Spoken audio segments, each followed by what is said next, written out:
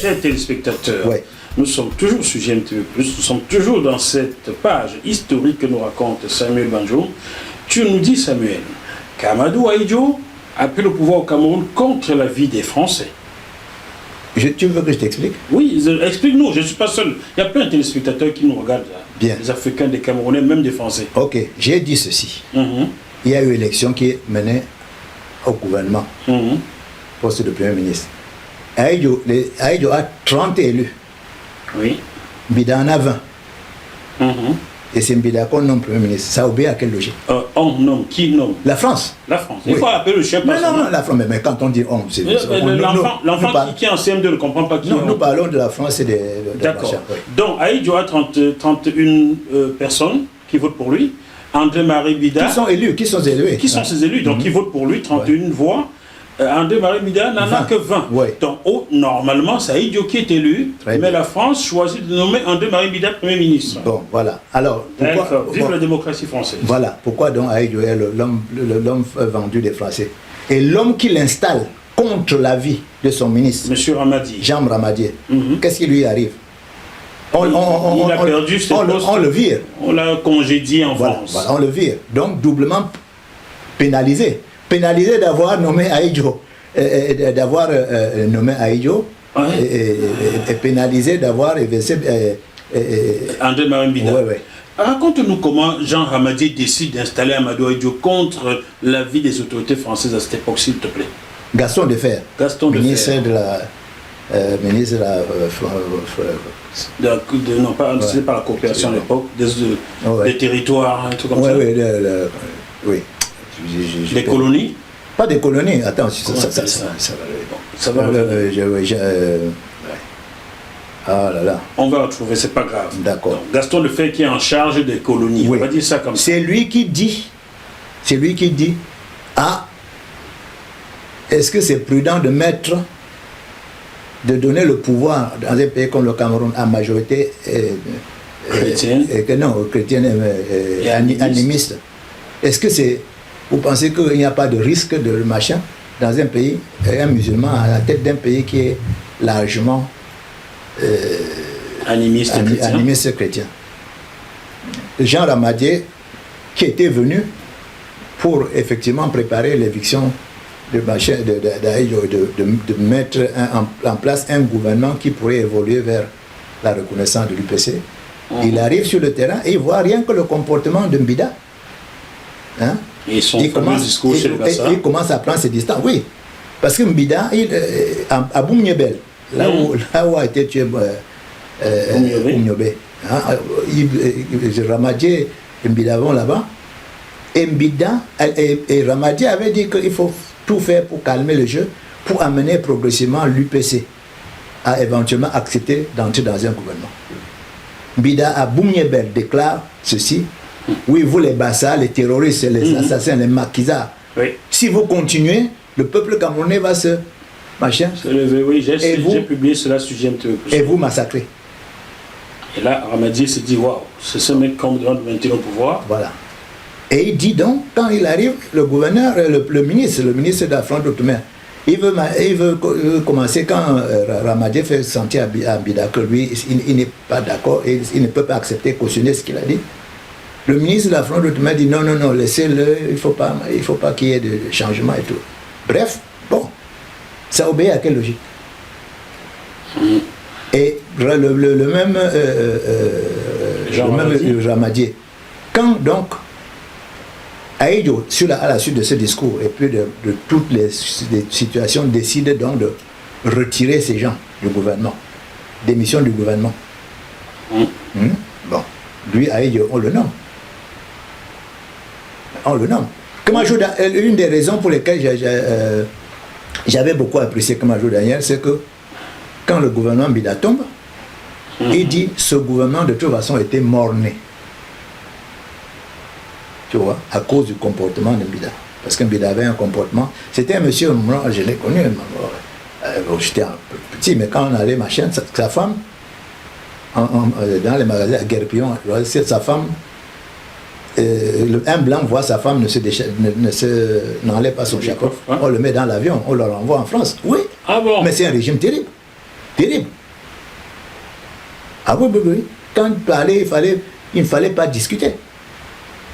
Donc tout ça a dit que Ramadi a dit mais c'est pas normal. C'est pas cet homme qu'on va mettre à tête du Cameroun. Hein?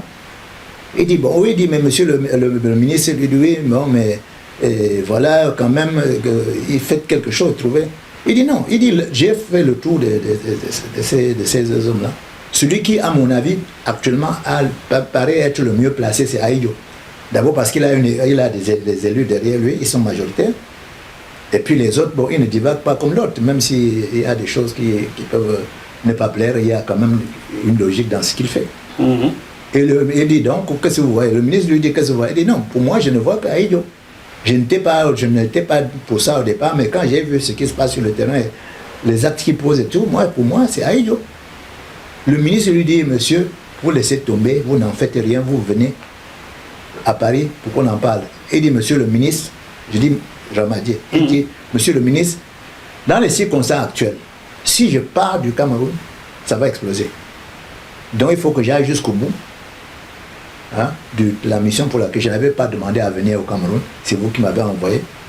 Donc moi, j'estime que je dois faire ce que j'ai à faire. Si ça vous plaît, ça vous plaît. Si ça vous plaît, bon, vous tirez les conséquences. Et il décide donc, quand le ministre lui dit de venir, il dit non, je ne peux pas venir. Le lendemain, le ministre envoie un télégramme combinatoire. On lui dit qu'il faut il dit, monsieur le ministre, je n'ai pas le temps. Il faut que je règle le problème, sinon ça va péter. Donc c'est pour ça que quand il installe Ahidjo, au pouvoir, Premier ministre, il arrive à Paris, on le limoge. Donc si Ahidjo était l'homme, pourquoi on limoge Ramadi? Qui l'a installé? Parce qu'il a choisi Ahidjo, qui avait la majorité, et parce qu'il l'a installé. Au détriment d'un Bida qui n'avait pas la majorité, mais qui avait les faveurs de Paris. Voilà. Donc, comment vous expliquer ça? C'est pour ça que je dis notre histoire est tellement compliquée. Et les gens ne veulent pas voir ça. Tu me dis là que Jean Ramadi, à son retour à Paris, après avoir installé Amadou Ahidjo au pouvoir, sa carrière s'est arrêtée. On l'a limogé de son poste. Jusqu'à la fin de sa vie. Oui, on lui a proposé à un moment de prendre le commandement d'un bateau ou machin, mais ça ne l'intéressait pas. Ça ne l'intéressait pas. Voilà les réalités, c'est-à-dire et les gens disent oui, Ahidjo a fait tomber le gouvernement Bida, oui, c'était machin, etc. Mais mettez-vous à la place des gens. Tu veux dire là, Samuel, que la France s'est trouvée un peu forcée par Jean Ramadi de faire avec Amadou Ahidjo? Absolument. Puisqu'on a dit, j'ai oublié même un épisode là. Lorsque on tourne le champ, on dit comme Bida, Ahidjo, pardon, musulman ne peut pas diriger un pays à majorité chrétienne et animiste. Voilà. Bon, quand on veut poser des questions, les gens disent non, de toutes les façons, s'il faut absolument un musulman, il y a Harouna Njoya qui fait l'affaire. Harouna Njoya qui était Bamoun. Oui. Hein? S'il faut absolument un Bamoun, il y a Harouna Njoya. Ça veut donc dire que le musulman Ahidjo, on ne voulait pas de lui.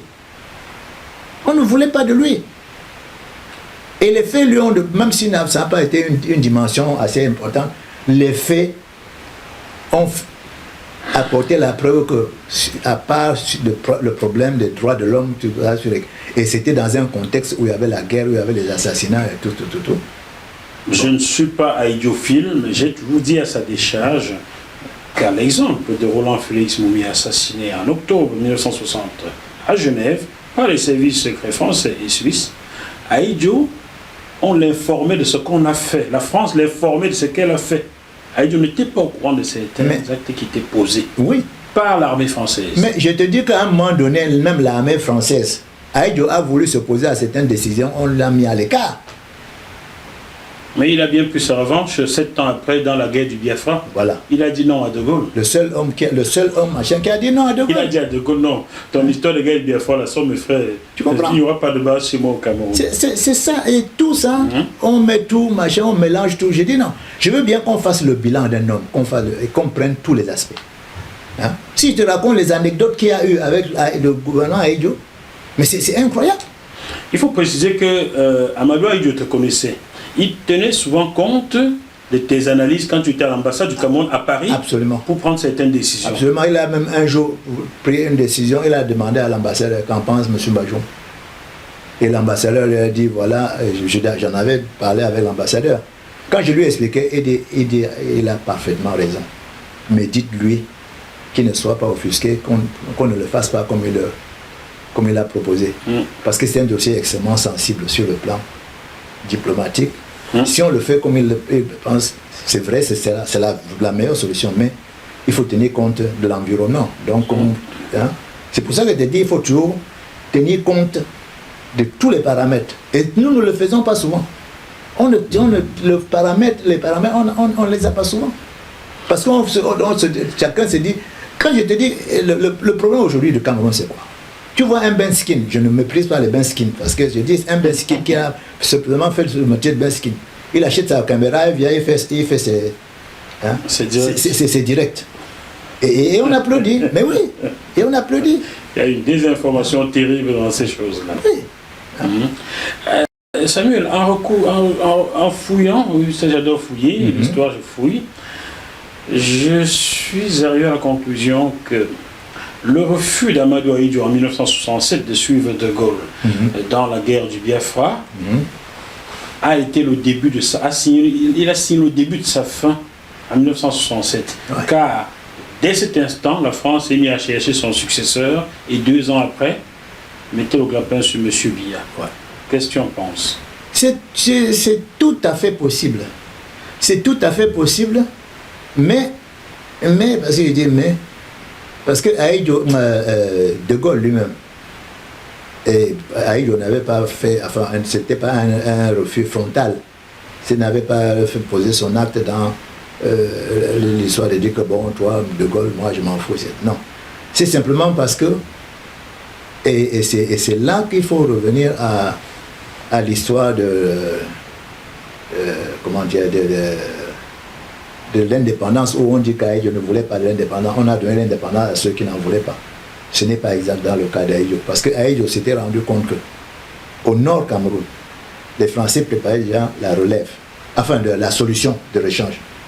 Que si Ahidjo allait à fond avec les anglophones et défier la France pouvait couper le Tchad, couper la partie du Cameroun et couper le nord du Cameroun, le nord du Tchad. Oui, comme ils ont coupé le sud rallié au Gabon. Voilà. Ils allaient couper et faire donc. C'est pour ça qu'Ahidjo était très prudent sur ces affaires-là. Parce qu'il a dit non. Ce que moi je veux, c'est qu'il y ait une certaine équité. Et c'est pour ça d'ailleurs que la politique de machin. La politique d'André Mbida? Non. C'est-à-dire favoriser les régions.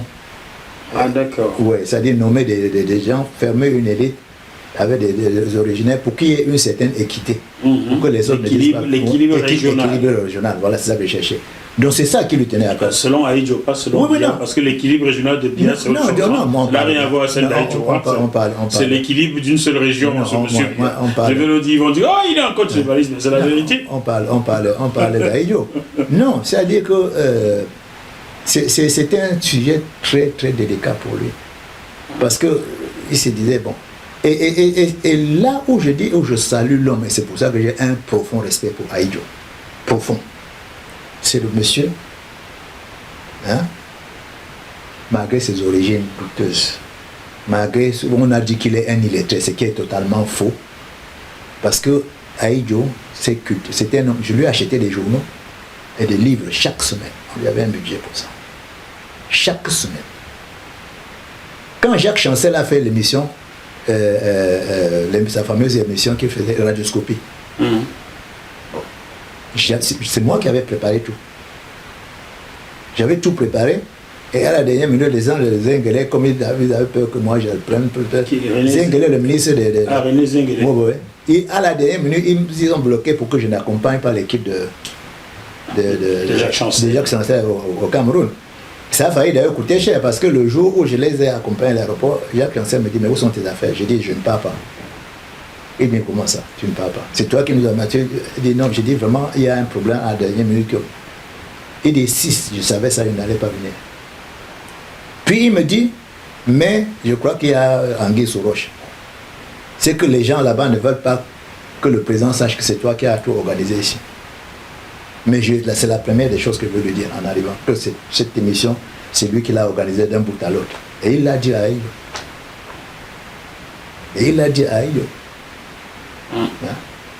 L'histoire de l'élection de Mitterrand, de Giscard, j'avais Oyono Ferdinand qui était l'ambassadeur, avec qui j'ai eu un clash d'une violence inouïe. Ouais, tu l'avais raconté lors d'une violence inouïe. J'ai dit à monsieur, je rentre au Cameroun, mais ce monsieur, je ne peux plus travailler avec lui.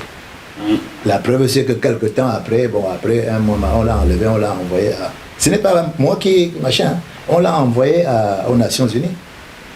Léopold Ferdinand Oyono. Voilà. Parce qu'il avait dit déjà à Aïdo que non, le prochain, après Pompidou, il avait dit le prochain président, c'est Chaban Delmas. Jacques Chaban Delmas, oui. Le Bordelais là. Oui. Et il l'a même dit au président Aïdo. Si bien que quand moi j'ai fait ma note d'analyse sur le premier tour des élections présidentielles, de 1981, non, 74. J'avais dit que Chaban n'avait aucune chance d'arriver au deuxième tour. Aucune. Et j'expliquais les raisons parce que j'avais eu des informations. Or, Oyono, ce qui a dit à Oyono, le prochain président, je vous le certifie, c'est il faut le soutenir, c'est Chaban Delmas. Voilà, c'est Chaban Delmas. Et mes notes, quand j'ai fait mes notes, et je dis que ce sera Giscard, mais ce sera très serré au premier tour. Vroumsia lit ma note et il me dit, mais où tu es allé chercher tes notes parce que le résultat que tu donnes n'est pas celui qu'on nous avait donné. J'ai dit que l'ambassadeur nous avait dit que c'est Chaban, le prochain président. Et je vois dans ta note, tu annonces que non, ça ne peut pas être Chaban pour telle raison et que même ça va être... serré pour ça va être très serré. Et il dit, mais c'est pas possible. Et il dit, donc tu vois, tu m'as donné l'occasion de me racheter auprès du patron. J'ai dit, comment ça? Il dit, oui, ta note. J'ai appelé le patron pour lui dire, monsieur le président, contrairement à ce qu'on a dit avec quelqu'un qui avait quand même prévu que ce serait Giscard. Et, ah bon, qui ça? Il dit, mon collaborateur. Et il lui dit, apporte-moi la note. Quand il a lu la note, il demande à Vroumsia, mais c'est qui ce jeune homme-là? Vroumsia lui dit, mais c'est mon fils spirituel, c'est moi. Et il dit, ah bon? Oh, félicitez-le de ma part. Deuxième tour, j'annonce la victoire très serrée de Giscard. Et là, c'est le président Aïdo qui appelle Vroumsia pour lui dire, bon, quand prédit ton poulain, ouais. Il dit non, il a prévu la victoire de Giscard. Il dit apportez-moi la note. Quand il lit la note, il dit la première note de M. Bajoum désormais, c'est à la présidence de la République. Et c'est comme ça que tu fais des notes pour la présidence de la République. Les notes, ça dit, c'était les notes de synthèse de l'actualité. Ouais. Il dit donc c'est lui, la première copie, l'original c'est lui. Première copie aux affaires étrangères. Ce n'est que, bon, ça me dit, tu vois, voilà la malchance. Mais maintenant, comme c'est moi, je n'aurai que la troisième copie. Mais, tu vois, non, c'est-à-dire, il faut vivre ces choses-là pour, tu comprends, Jacques, il faut vivre ces choses-là pour les comprendre. Tu comprends? Et moi, ma modestie a fait que, bon, quand j'ai eu le scandale avec Léopold Ferdinand Oyono, on a mené des enquêtes partout, c'est-à-dire tout le monde, les boys, les plantons, machin, on dit, ce monsieur-là, qui ne parle jamais, nous l'avons vu si on ne l'a pas reconnu. Il a claqué le nez, la porte sur le nez de l'ambassadeur, nous on a eu peur. Et on a mené des enquêtes, il dit, partout, vous pouvez chercher partout, mais c'est un monsieur qui n'a jamais. Et quand le dossier est arrivé à la présidente, on lui a dit non.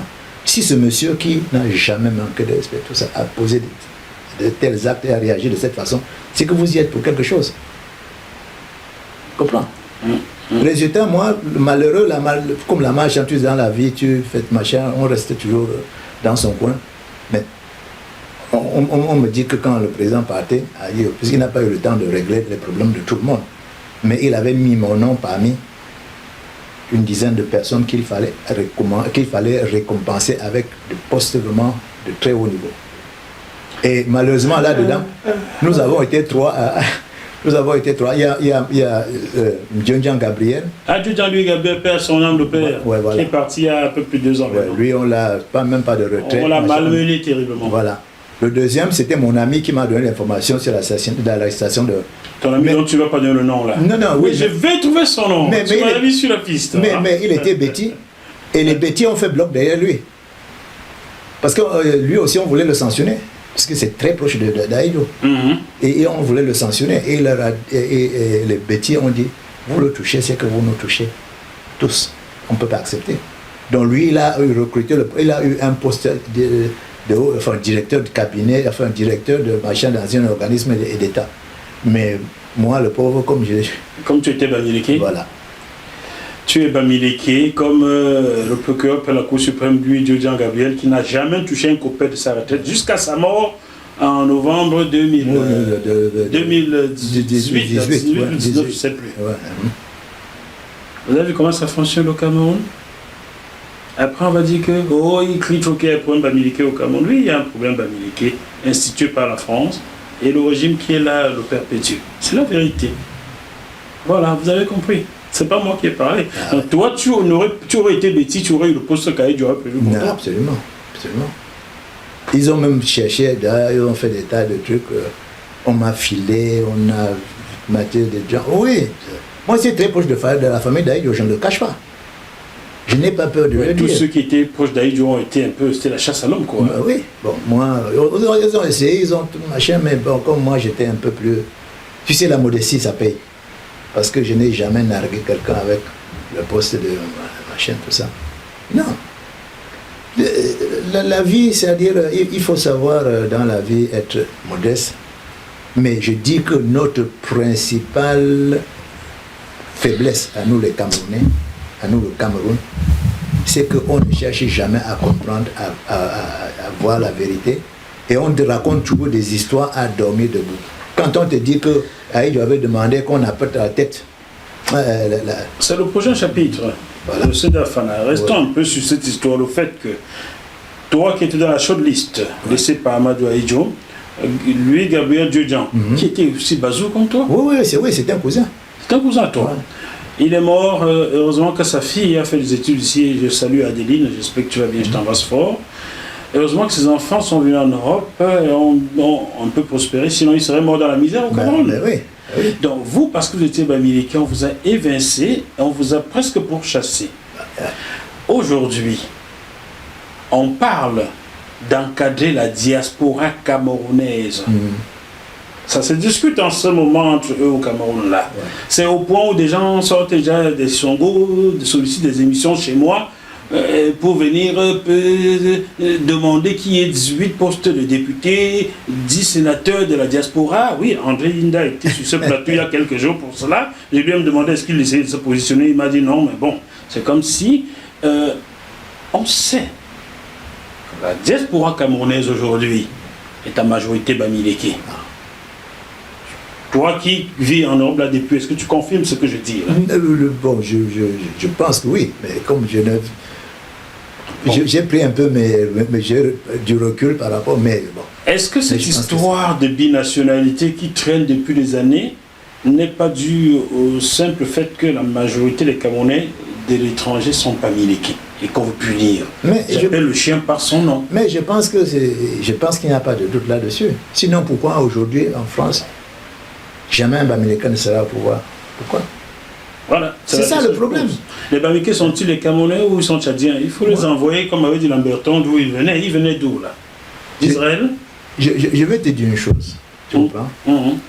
Aïdjo a été terriblement frustré de voir à quel point les Bamileke étaient légers dans leur façon de faire.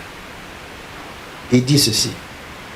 Quand il a arrêté comme Major Daniel, pour tout machin, un de ses collaborateurs, lui, Aïdjo principaux, qui était, c'est comme Major Daniel qui l'avait présenté à Aïdjo, l'avait pris à ses côtés. Il n'est pas venu lui dire, monsieur le président, qu'est-ce qu'il a fait? Est-ce que vous marchez? Rien. Rien. Le Lord Show. Ouais. Moi qui te parle. Moi qui te parle. À cause en raison des services que j'ai rendus à l'ambassade, dans tous ces trucs-là. Mon patron, qui paie à son âme, Bakoto, qui était un des hommes vraiment, il propose, à l'époque j'étais premier secrétaire, Ça fait 7 ans que j'étais premier Premier secrétaire. secrétaire à À l'ambassade ici à Paris. du Cameroun à Paris. À Paris, où j'allais attaché de presse. Il propose donc l'ambassadeur, compte tenu de tout ce que j'avais fait, machin, qu'on me nomme deuxième conseiller. Quand il en parle au ministre, qui est Bamileke comme moi, qui est même Bangante, Tu peux me donner son nom? Ketia, Ketia, qui Ketia, Jean Ketia.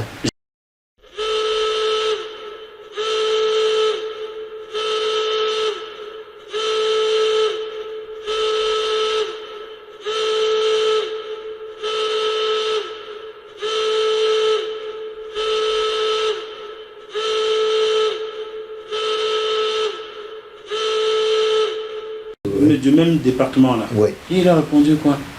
Alors quand l'ambassadeur lui en parle, il dit, oh, monsieur l'ambassadeur, vous voulez me créer des problèmes. Est-ce que vous savez que le président Aïdjo n'aime pas vraiment les problèmes, les Bamileke là, vous savez qu'il n'aime pas du tout ça. L'ambassadeur dit, mais monsieur le ministre, c'est moi qui propose. Ah oui, non, vous savez vraiment. Il dit, si vous voulez, je vais vous faire une lettre officiellement pour que vous sachiez que c'est moi qui propose. Que tu as dit, en fait, mais on fait toujours, mais on va voir. 1 an se passe. 1 an. Rien. Aïdjo vient ici à Paris. Et l'ambassadeur dit Sagat. Monsieur le Président, j'ai un gros problème. J'ai un collaborateur qui me donne entière satisfaction. C'est sur lui que je m'appuie pour fonctionner, même comme il n'est pas diplomate de carrière. Ça fait 1 an que j'ai demandé, que j'ai proposé qu'on le nomme deuxième conseiller. Et il ne se passe rien. Et je lui dis, mais quel est le problème? Il dit, c'est le ministre. Quel ministre? Quel est le problème? Il dit, vraiment, comme le ministre dit que comme il est bangate, vous n'aimez pas ce genre de choses que... Il dit, voilà.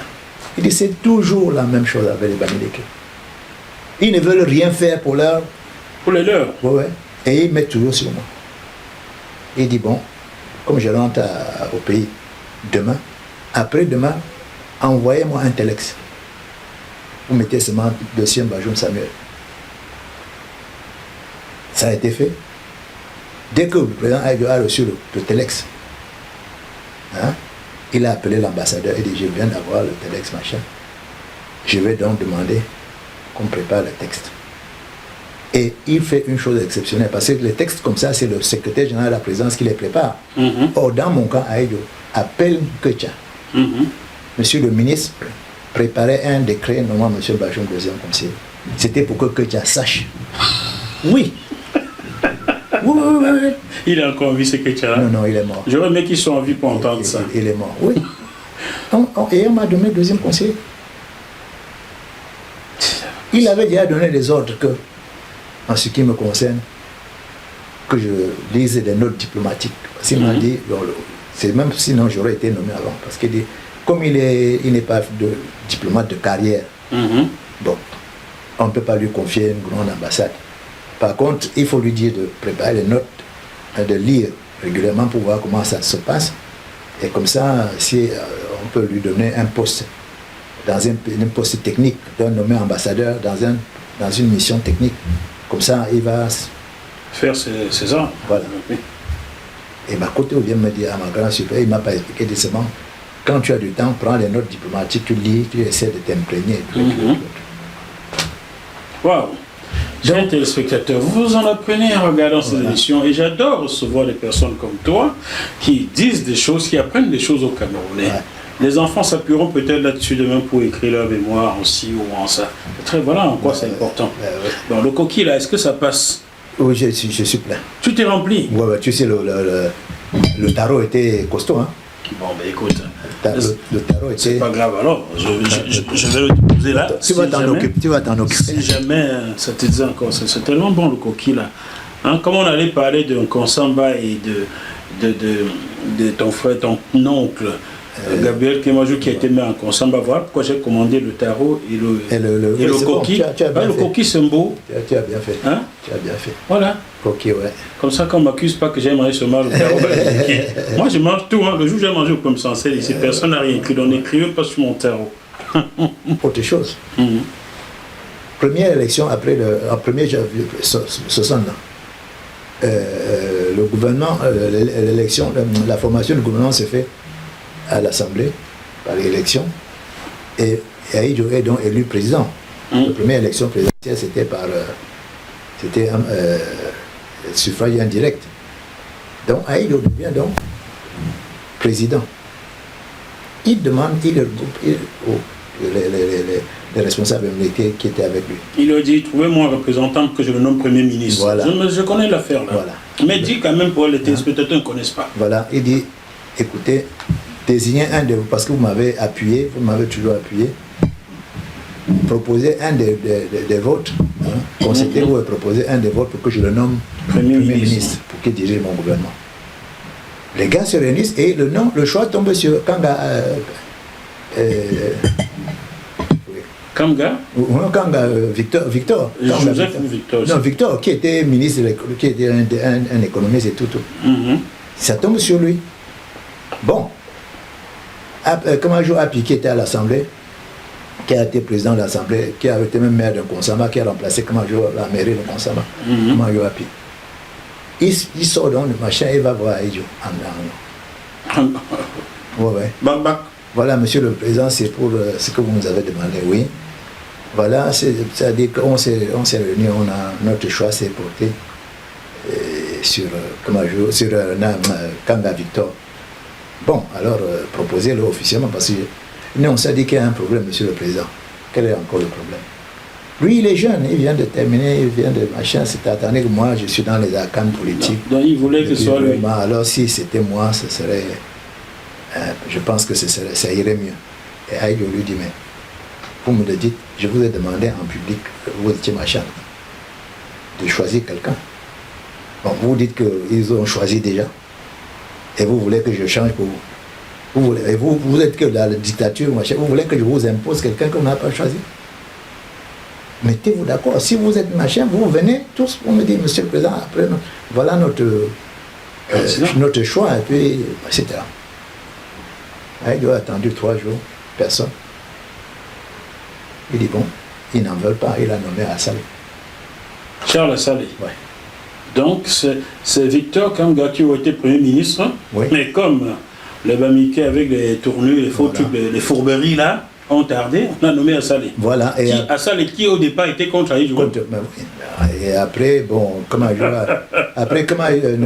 Victor a eu plein de problèmes, il a même terminé sa carrière en prison, bon, je sais plus, pour des dossiers très compliqués, politiques, économie et tout. Et d'ailleurs, dans son témoignage sur Ahidjo, parce qu'il a fait combien, je crois, 7 ans, au moins, voilà. Il dit, bon, vraiment, Ahidjo, c'était un dictateur. Non, il n'a pas dit Ahidjo était un dictateur. Il dit, Ahidjo, j'ai eu des relations compliquées, machin, tout ça. Mais, il y a quand même un truc que je dois dire, c'est un homme qui mérite le respect. D'accord. Chers téléspectateurs, on se retrouve dans quelques minutes pour la dernière partie de cet apprentissage. Je ne l'appelle même pas émission, c'est un apprentissage. Voilà, à tout de suite. Je demande à GMTV+, de continuer à faire ce travail extrêmement important de recueillir les informations, de les recueillir avec esprit critique, pour ensuite les diffuser comme elle le fait, afin que les esprits s'éveillent, que les consciences s'ouvrent davantage et que les actes suivent.